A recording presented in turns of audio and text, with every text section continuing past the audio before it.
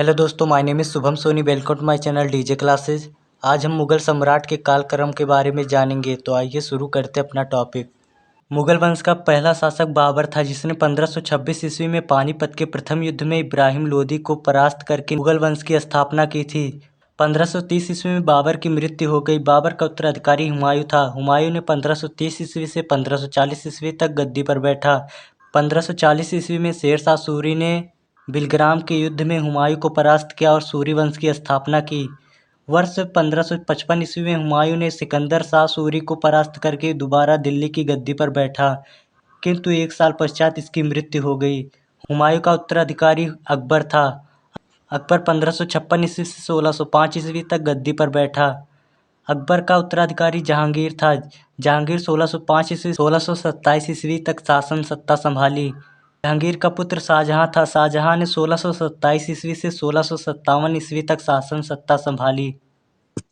औरंगजेब ने 1657 ईस्वी में शाहजहां को कैद करके खुद ही 1658 ईस्वी में गद्दी पर बैठा। औरंगजेब की मृत्यु 1707 ईस्वी में हुई। औरंगजेब मुगल वंश का अंतिम प्रभावी शासक था। इसके बाद मुगल वंश पतन की ओर चल पड़ा।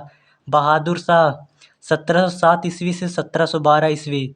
जहांदार शाह 1712 ईस्वी से 1713 ईस्वी। फर्रुखसियार 1713 ईस्वी से 1719 ईस्वी। फर्रुखसियार को लंपट मूर्ख भी कहा जाता था। मोहम्मद शाह 1719 से 1748 ईस्वी। मोहम्मद शाह को रंगीला बादशाह भी कहा जाता था। अहमद शाह 1748 से 1754 ईस्वी। आलमगीर द्वितीय 1754 से 1759 ईस्वी। शाह आलम द्वितीय 1759 ईस्वी से 1806 ईस्वी। अकबर द्वितीय 1806 ईस्वी से 1837 ईस्वी।